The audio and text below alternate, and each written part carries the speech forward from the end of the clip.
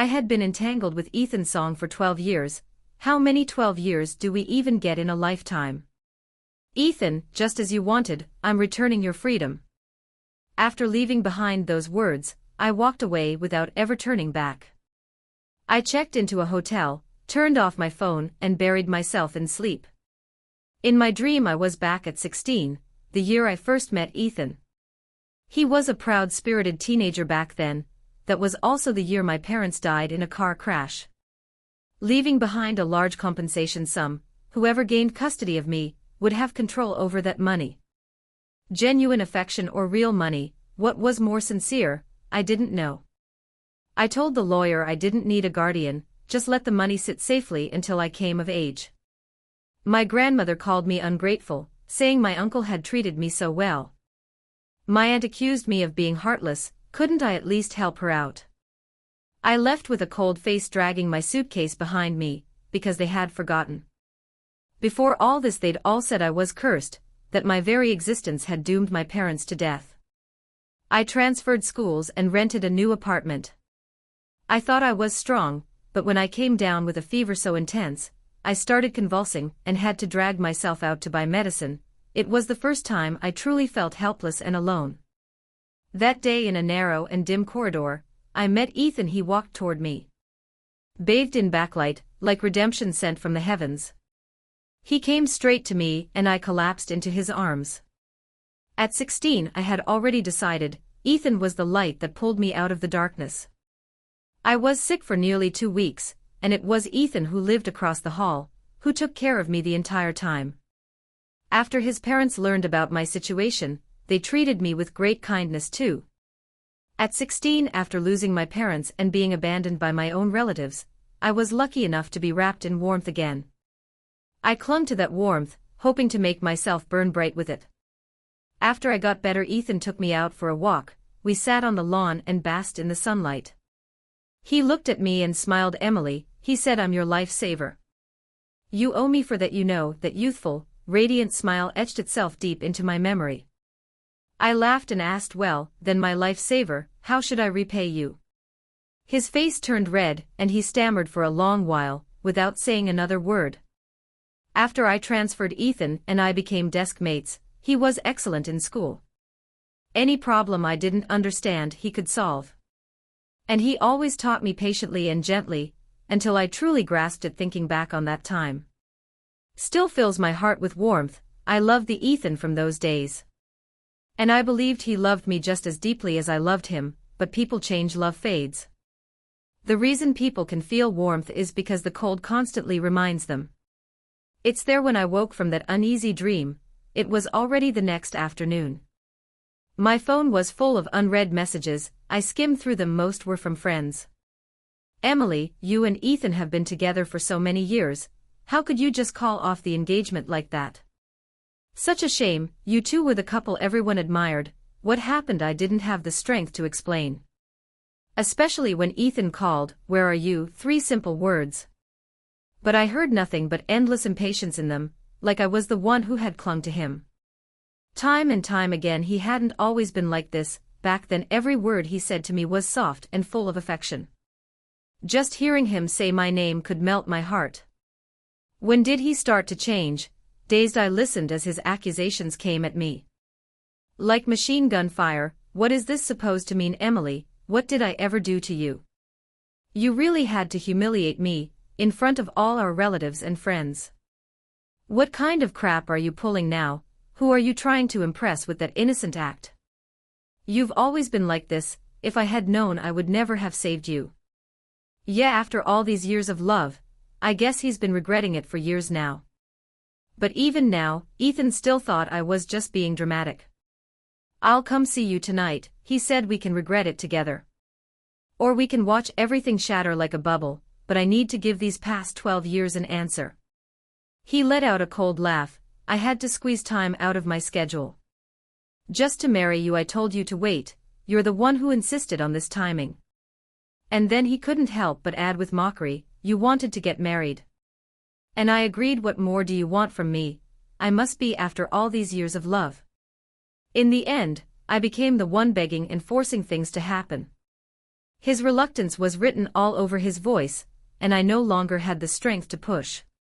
Yeah, I know you're busy, so forget the wedding, I'll save you the time. His low voice roared through the phone. Emily's song, do you think marriage is some kind of joke? If we're not getting married, then don't ever bring it up again. But how could there be any again after this? Even now he still thought I was just being emotional. He tried to use the idea of later as bait to make me compromise. Fine. He went silent for a long time. When sound returned, it was just the beeping of the call ending. I smiled. But the curve of my lips was bitter beyond words, no matter what happened between Ethan and me. The truth was I grew up in the Song household. Mrs. Song had always treated me kindly. Things should have a proper beginning and a proper end. I needed to give her some closure. It was around lunchtime, and we arranged to meet at a nearby restaurant. When I arrived, Mrs. Song looked visibly troubled, but the moment she saw me, she forced a smile. It made me feel even worse, especially when I saw the table full of all my favorite dishes. My nose stung with the urge to cry. She motioned for me to sit quickly, and asked how I was doing. Of course I wasn't doing well, but I said I was fine anyway. She didn't speak much, she just watched me eat in silence. I hadn't eaten anything since yesterday, and my stomach was aching from hunger. I finished the meal quickly. When I looked up I saw the warmth in her eyes. She held my hand looking me up and down, and suddenly her eyes welled up with tears. Emily, how did you get so thin? No matter what's going on, you still have to remember to eat. That kind of love and care was something I had lost for years, and just recently gotten back again. But I didn't know how long I'd be able to keep it. I forced back the lump in my throat and smiled. Auntie, I've been eating well. Mrs. Song sighed and gently touched my cheek. Emily, how did things between you and Ethan get to this point? At that moment my tears burst forth. The emotional wall I'd held up crumbled instantly. Yeah, how did it come to this? Was it time, or just the way hearts change? I didn't explain much to Mrs. Song by now. No words could really change anything. She didn't say much either, only told me to think carefully, and not to wrong myself. Honestly, if things between Ethan and me had gone smoothly, it would have been fine. But life never seems to go the way we want it to. Mr. Song suddenly had a heart attack. The medical expenses were overwhelming for such an ordinary family. All their living expenses fell on Mrs. Song's shoulders alone. Ethan was always determined and hardworking. He consistently ranked at the top of his class.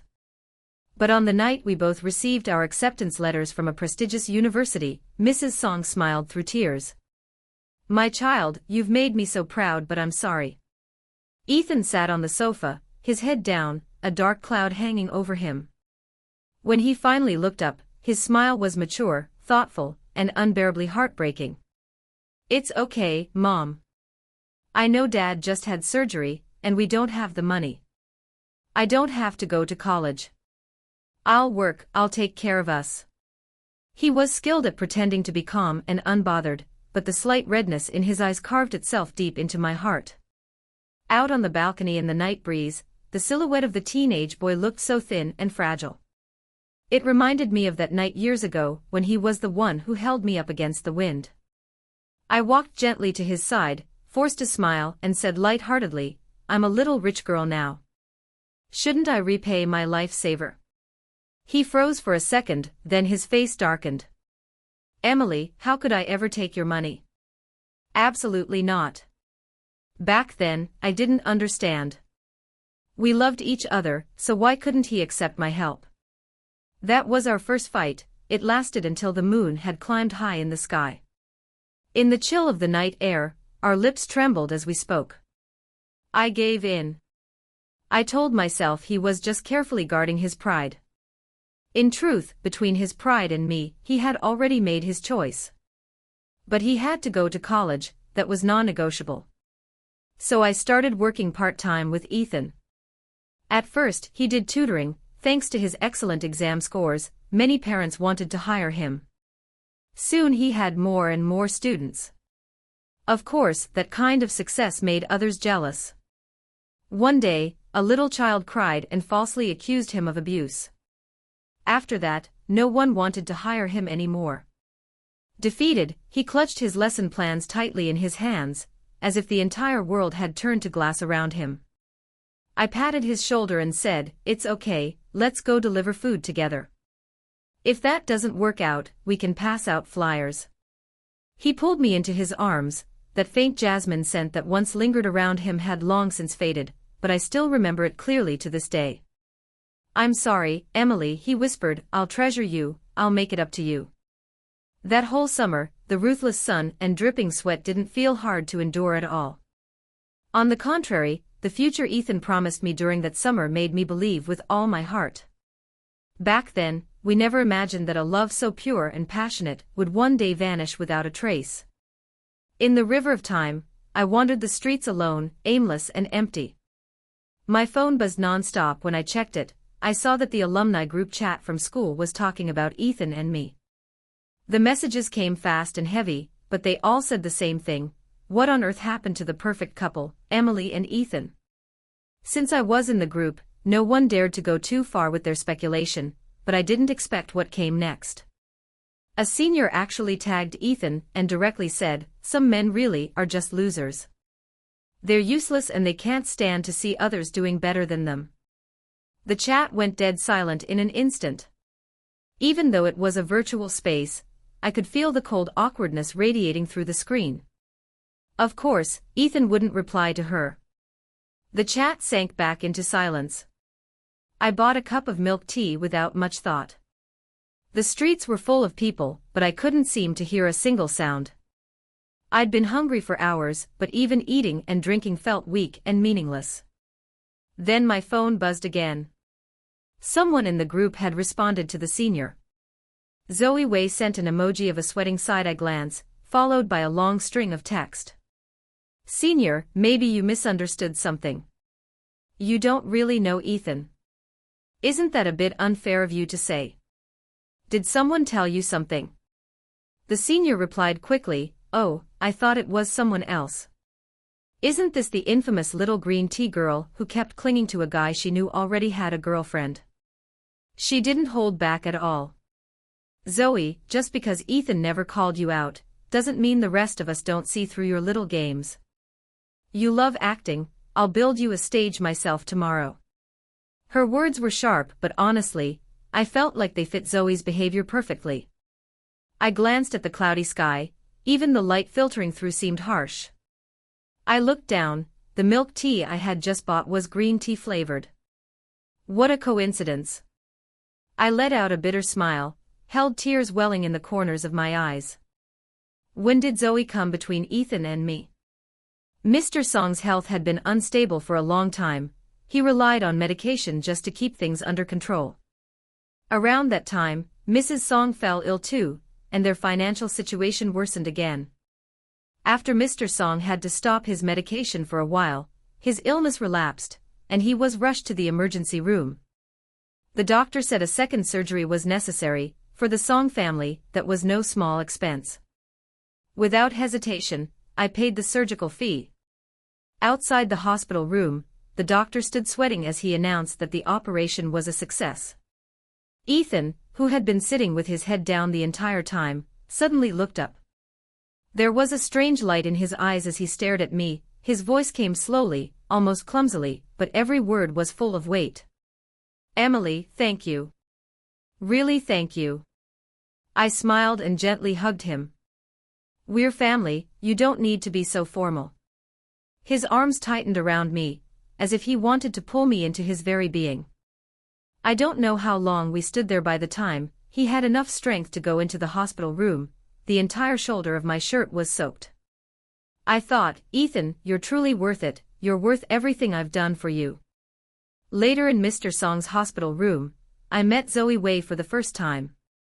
She had her hair in a fluffy bun, and when she smiled, 2 deep dimples appeared. She set down a basket of fruit and some milk on the table and asked warmly, "Uncle, are you feeling better?" Mr. Song looked confused for a moment. Ethan stepped in. "This is Zoe, a junior who's working on a research project with me." Mrs. Song furrowed her brow, her gaze suddenly scanning Zoe from head to toe. Realizing she was late to catch the mood, Zoe hurried over to Mrs. Song, still wearing that sweet, innocent smile, tinged with just the right amount of enthusiasm. "Hello, Auntie, I brought some soup my mom made." "It's good for recovery," Ethan chuckled. "Yeah, her mom's cooking is really good." Zoe's eyes shifted to Ethan, and the heat in her gaze was obvious, undeniably intense and unmistakably possessive. She liked Ethan. I could feel it, and not the kind of like that could be reasoned with, but the kind that said I must have him. She stayed in the room for more than 20 minutes before finally saying goodbye and leaving. I went out to ask the doctor about Mr. Song's condition. When I came back I happened to overhear Mrs. Song warning Ethan. "Ethan, what's going on between you and that girl?" Ethan paused for a moment, probably caught off guard. "What could be going on, Mom?" "Don't overthink it. We're just regular friends." Mrs. Song let out a breath of relief. "That's good, Ethan. You must never let Emily down." His tone was sincere, at least in that moment. "Don't worry, Mom. I won't." So at the time, I didn't put up any guard against Zoe. I believed that no one could come between Ethan and me. But what I didn't expect was just how often Zoe would show up. Ethan, who normally didn't like playing with his phone, suddenly started using WeChat frequently. Sometimes, he'd stare at his phone screen and laugh like an idiot. After finishing work, I would lean against him and smile, asking what's so funny. He'd jolt like he'd been shocked, instantly shutting off his screen, and awkwardly say, "Nothing, someone just sent me a funny meme." I know it was wrong, but I couldn't handle the constant suspicion and torment. So one night while he was fast asleep, I checked his WeChat messages and there it was, Zoe. "Good morning, Ethan. No way you're still sleeping. Are you wake up? I'm going to the park with my classmates today. I'll send you some cute pictures later. I bet you're the sleepyhead." She added. "That day when we went camping, you were supposed to go hiking but ended up napping next to me for 3 hours. You wouldn't even wake up if someone tried to poke you with a broom." He didn't even have time to kiss me goodbye in the mornings anymore, but he had time to exchange good morning texts with another girl. They were sharing every little moment of their daily lives. In his phone's photo album, I even found a few pictures of Zoe at the park. There weren't any inappropriate words, but after reading that exchange, I felt cold all over. "Ethan, I'm really craving pepper steak with green peppers. Didn't you say you're really good at making that?" "You're amazing." "I don't know how to cook at all," he replied with a smug emoji. And she sent back one with big teary puppy eyes. "So can I have pepper steak with green peppers tomorrow?" "At lunch, sure. I'll make you a big serving." Ethan replied. "Just don't overeat and hurt your stomach." Zoe sent back a silly, goofy smile emoji. "That's okay, even if it hurts, it's worth it. Didn't you take me to the hospital when I twisted my ankle last time?" Ethan replied with an eye roll emoji. After reading everything, I put his phone down. I looked at his sleeping face beside me. It was clearly still the same, yet somehow different. When did it start? When did things that were supposed to belong only to me start getting shared with another girl? I thought the pepper steak with green peppers was something just for me. In the end, he gave it to someone else. The boy who used to be mine no longer felt so pure.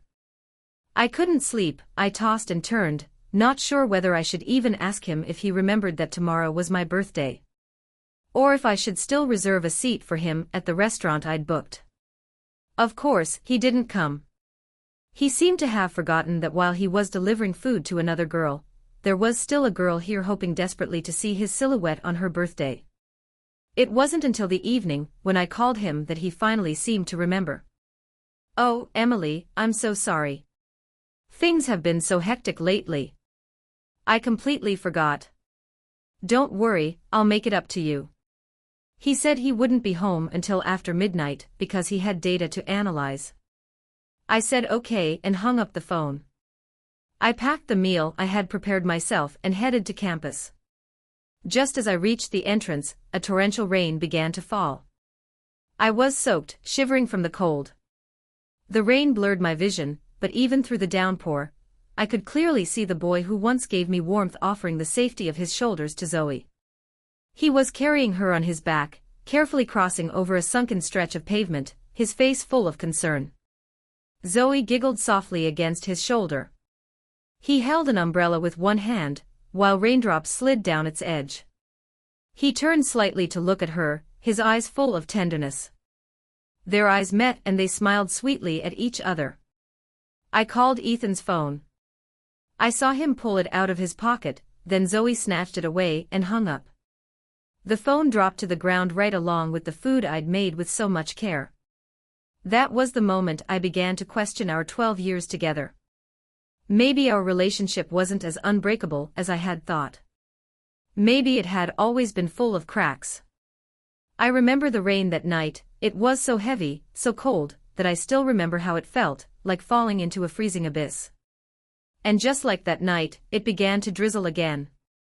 Now I let out a bitter smile. The heavens really aren't kind to me. Why is it that whenever I'm already hurting, they always seem to hit me harder? I tossed the milk tea into a nearby trash can. Just then a car pulled up beside me. Ethan opened the door, a card in hand. His face was stone cold, seething with anger. He flung the card at my feet. "Emily Song, this is the card you gave my mom. What's the meaning of this? Is this your breakup fee?" I glanced down. It was indeed the card I had just given to Mrs. Song. I nodded, about to speak, but before I could say a word, Ethan suddenly grabbed my wrist tightly. "Do you think money can solve everything?" I used to be his Emily, now I was just Emily Song, no different from any random name in a crowd. 12 years may look unchanged on the surface, but everything had already fallen apart. And yet I couldn't deny it, he was still Ethan Song, the boy I once loved. No matter what lay ahead for us, I wanted to preserve the beauty of this relationship in my heart. So I explained, "Your mom has treated me better than a daughter all these years." That was just me showing her respect. He let out a cold laugh, shaking his head. His face full of contempt. "She's my mom. I'll take care of her. I don't need you to do it." "Good," I said with a nod, "then let's just call it a breakup fee." His face turned red with anger, his eyes were filled with frustration. "Emily Song, what the hell do you want? I'm running out of patience."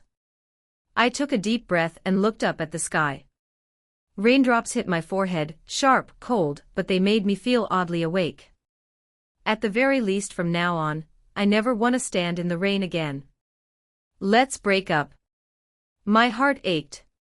But the heaviness in my legs felt just a bit lighter. "Ethan, after 12 years, our relationship has become a burden to you. We're both exhausted.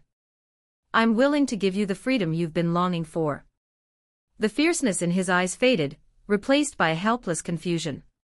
He stood frozen for a long time. Then finally looked into my eyes as if searching for confirmation. "You're serious?" I looked at him and nodded. His expression went stiff, the corners of his lips trembled almost imperceptibly. "Emily Song, I tolerated being made a joke at the wedding, but don't keep pushing my limits." I let out a cold laugh. "Limits, Ethan? What exactly are your limits?" I asked the question seriously, locking my eyes on his, hoping I could find the answer I needed in them. "My limits," he repeated. "Emily Song, don't you know what my limits are?" Yes, I did. Maybe I hadn't understood it clearly when I was younger, but by the time we graduated, I began to realize. Maybe Ethan didn't mind that I was outstanding, but he couldn't handle me being more outstanding than him. After graduation, we made different choices. He wanted to stay at our university for graduate school, but given his family's financial situation, I suggested, "What if I start working instead?"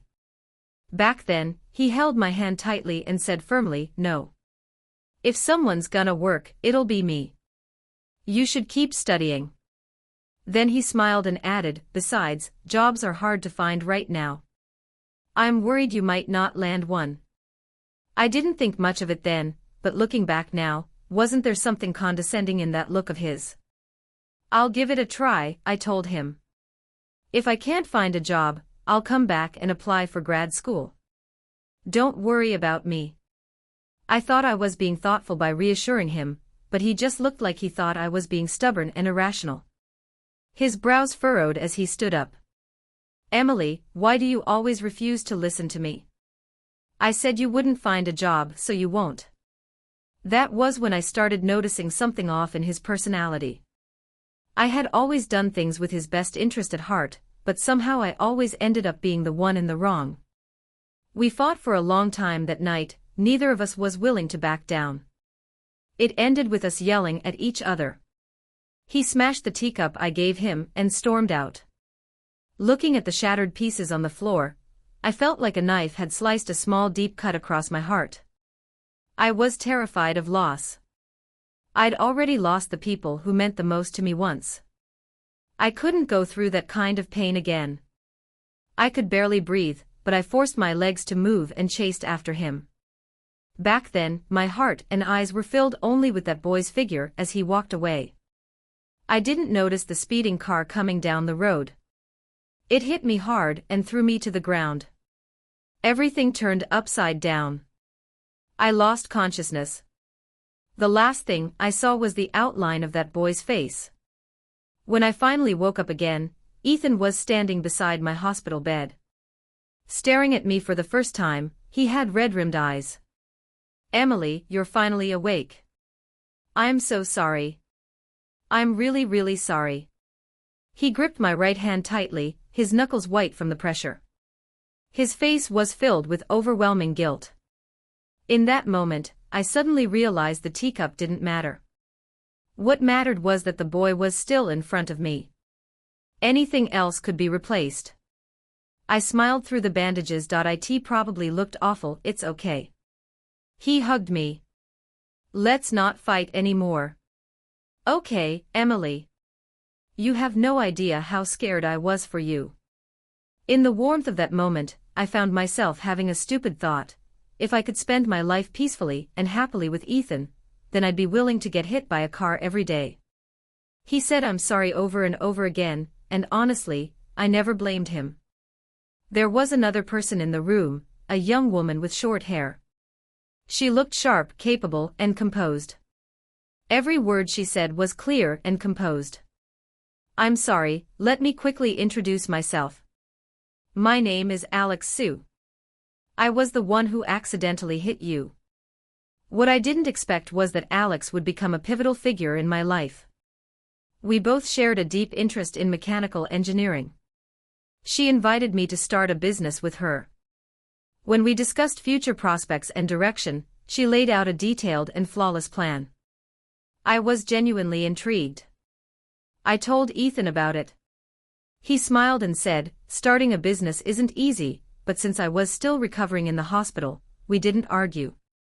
When I began working with Alex, Ethan commented more than once, "This is just a little side project. It won't last." I didn't take it to heart. Alex had sharp market insight, and I had strong execution skills. Our entrepreneurial journey wasn't smooth by any means. Sometimes we stayed up for 2 days straight just to revise a proposal overnight. But the heavens reward hard work. Slowly, things started looking up.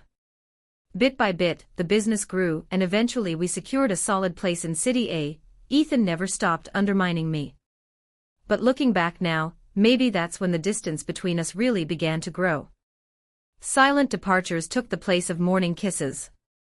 My favorite pepper steak with green peppers had turned into leftovers. He casually brought home even at night, lying next to each other in bed. He always had his back to me. He said he was busy with academic research, but I was busy too, so busy I didn't have the energy to argue or even notice how far that boy had drifted from me. But if I had become ordinary, would Ethan really have returned to me with his whole heart? I didn't dare to bet on that. I used to love him deeply, but I've always been someone who considers the worst-case scenario.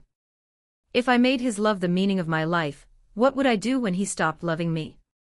Die? I couldn't do that. Ethan isn't important anymore. I don't care about him now, so his limits, his pride as a man, I no longer feel the need to protect any of that. Emily's song, it's been 12 years. Everyone knows we're impossible to separate. Why are you doing this? Is it really necessary? You're only making me hate you more. Hate? I laughed softly. Why would anyone want to spend their life with someone they hate? Does Zoe know? Ethan froze.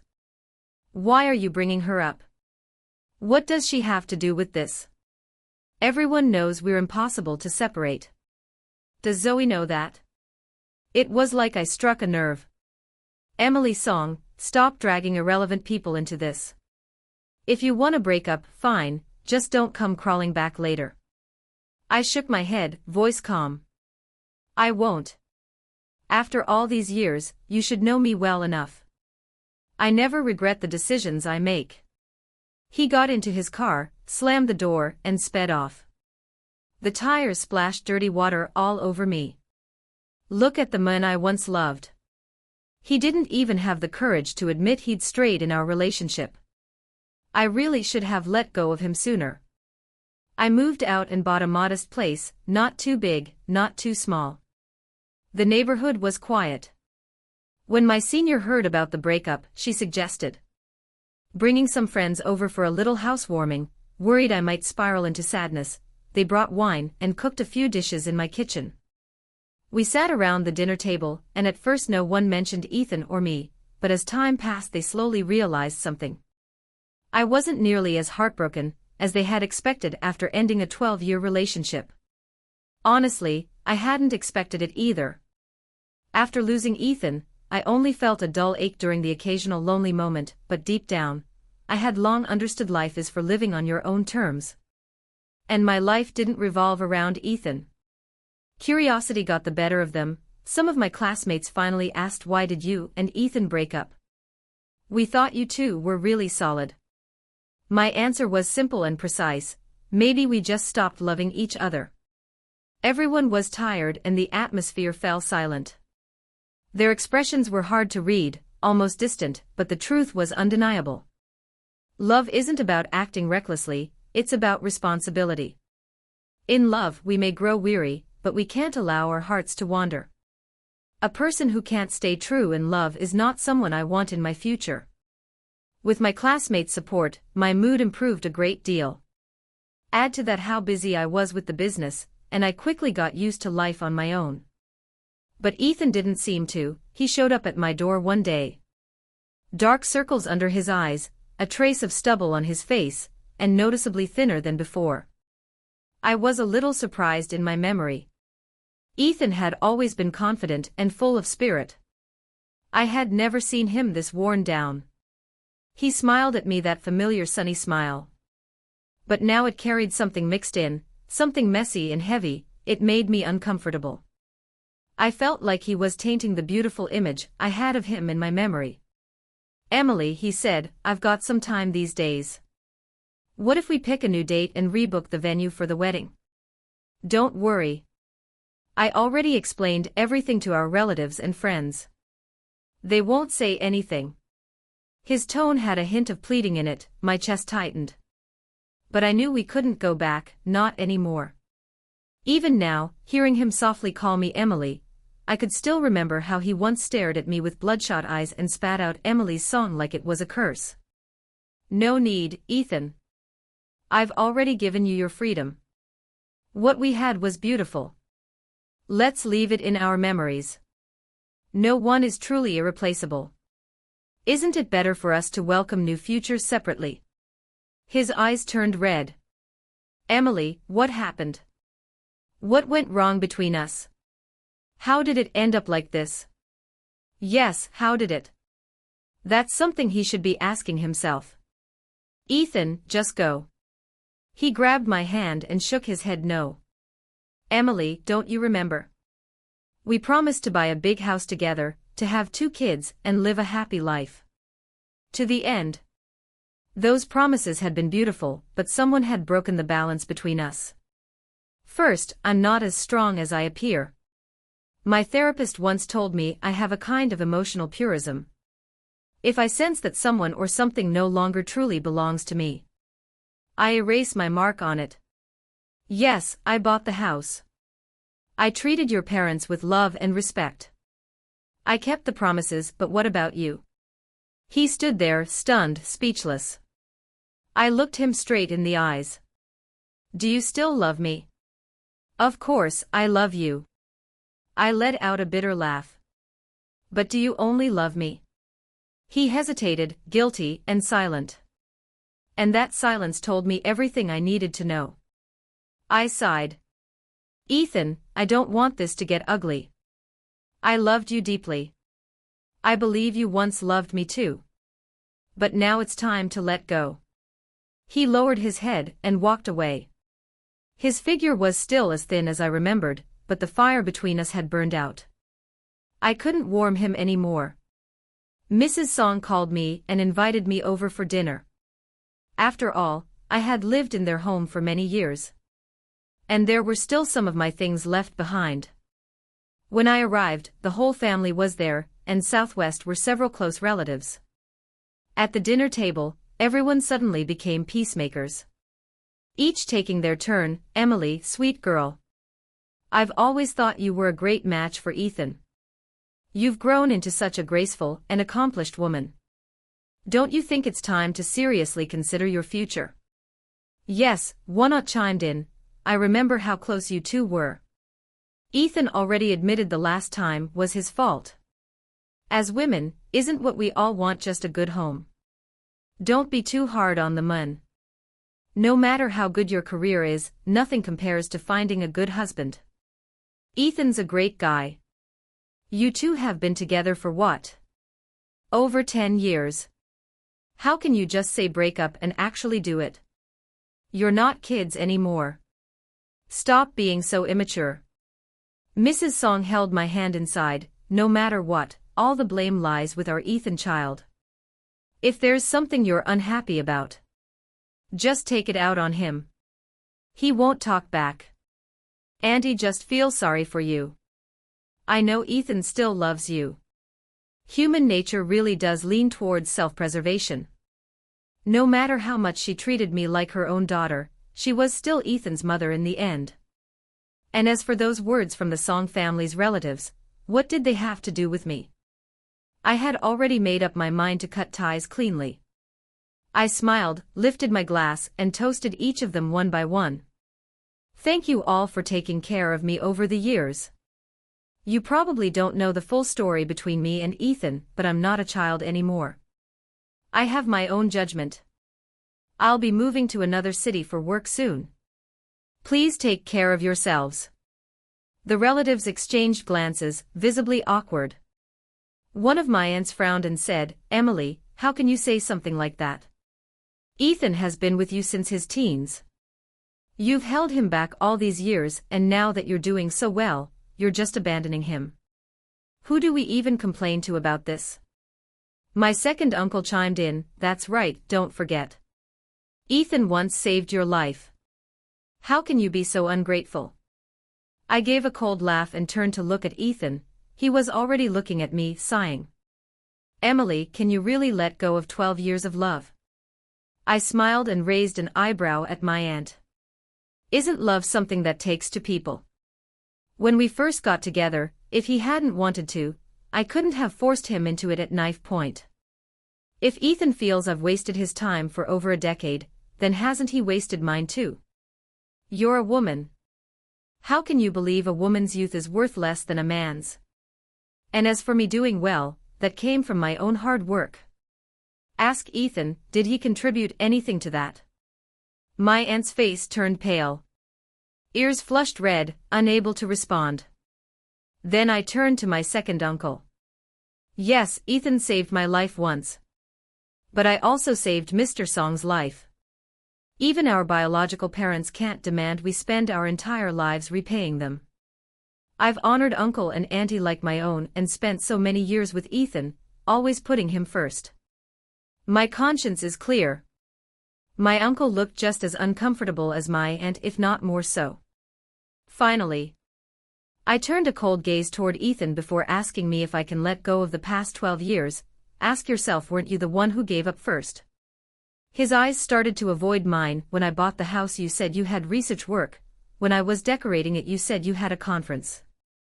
When I went furniture shopping you were still too busy. Do you even realize that? All of that was supposed to be our plan, not just mine. And when everything was done you showed up just once, took a glance around and said, "Wow, Emily, you really have money," with that sarcastic tone of yours. Ethan's face turned red with embarrassment. I pressed on, "Do you not remember that?" He quickly shook his head trying to explain, "No, I didn't mean it that way. I was just surprised, that's all." I stood up. "Then where were you on my birthday, when I set the wedding date? When I went out to pick out wedding decorations, what were you doing then?" Ethan's eyes darted left and right searching for an answer but said nothing. I gave a cold smile and pulled out the photos. "Let me remind you, photo 1. Zoe sitting beside him holding a lunchbox. Ethan was feeding her pepper steak with green peppers. My favorite dish. He made it on my birthday, not for me but for another girl." Photo 2. Zoe holding his arm, gazing up at him with adoration while he grinned smugly. That was the day I set the wedding date, the same day he claimed he had an academic conference, but he was actually spending a romantic day with her at Central Park. Photo 3. Zoe in his arms embracing him tightly. The two of them sat there with their eyes closed, smiling so brightly, so blissfully. "When I was out shopping for our wedding items, you abandoned your fiancé to go to an amusement park with another girl. If I remember correctly, you kissed her on the Ferris wheel, and she didn't push you away." The room fell into silence. The Song relatives didn't dare say a word. Mr. and Mrs. Song were both glaring at Ethan, their faces dark with fury. I looked at him. "To Ethan, is this what you call love?" He looked painfully embarrassed, but still tried to hold his ground. "You actually investigated me." I let out a sarcastic laugh. "Investigate you? I was so busy I barely had time to breathe. I had no energy to go snooping." "Those were photos from Zoe's public friend circle where you went. What you did, she documented it clearly. Why did Zoe post them?" "Simple. She wanted to make sure I knew she was a full-fledged manipulative girl who couldn't wait to replace me. But Ethan, you didn't pass the test either. You know how the saying goes, a fly doesn't land on an uncracked egg." Ethan opened his mouth but only managed to make a small weak sound. "Ah." I shook my head. "Ethan, I actually wanted to let you keep a little dignity. Not because I still loved you but because I didn't want to stain the beautiful memories I held of us. What I was respecting wasn't you, it was the 12 years of my own devotion." Ethan looked completely lost. Finally he said dryly, "Emily, let me explain. I didn't mean to hurt you. I didn't doubt you. I was just—" I raised my hand to stop him. "That's enough. You don't need to explain. It doesn't matter anymore." I turned to grab my bag when suddenly I heard a sharp slap. I looked back to see a red handprint on Ethan's face. Mrs. Song was shaking with anger. "How could you treat Emily like this? I worked so hard to raise you. And this is the kind of disloyal, shameless man you've become." It was clear she was truly furious. Ethan hung his head, not daring to say a word. She scolded him for a long time, before turning to me in tears, clutching my hand. "Emily, please don't do this. He was wrong. He really was. If he weren't my son I'd beat him to death myself." I hugged Mrs. Song gently. "Auntie, what happened wasn't your fault." She wiped her eyes, pleading, "Child, please forgive Ethan. You've done so much for our family. I really don't want to see you get hurt like this. Please stay. I promise Ethan will treat you well from now on." She turned and shot him a warning glare. Ethan rushed over to apologize. I shoved him away. "Auntie, there's no chance of me and Ethan being together again. Thank you for everything you've done over the years. If there's ever anything I can help with, please don't hesitate to call. I won't be changing my number." With that I turned and went to gather my things. Ethan followed me to the room, grabbing my arm with a face full of remorse. "Emily, I know I was wrong. Please don't leave me. I promise I'll never do this again. I don't even like Zoe. I swear." He pulled out his phone and right in front of me deleted Zoe's WeChat and blocked her number as well. "I only love you," he said sincerely. "I've loved you since we were 16. Based on the many years we'd spent together, I could believe that Ethan might not have truly loved Zoe. But did he really not see through her games? Did he not realize that his ambiguous involvement with her was hurting me? Of course, he knew he was addicted to the way she admired him, to how it bolstered his fragile ego. The moment he chose blurred lines and emotional betrayal, every ounce of clarity and truth from that point on became worthless to me. His indulgence, his moment of wandering, he knew it would hurt me, but he still did it anyway. There was no going back for us, not anymore. Let it go, Ethan, I said calmly. I told you before, I don't regret my decisions, I never take back my words. After packing my things I said goodbye to Mrs. Song. Most of the relatives had already left. The living room was empty and quiet. Mrs. Song was sobbing uncontrollably, nearly collapsing to the floor. I quickly caught her. If it weren't for you, your uncle would have been long gone. Our family wouldn't have had these good years either.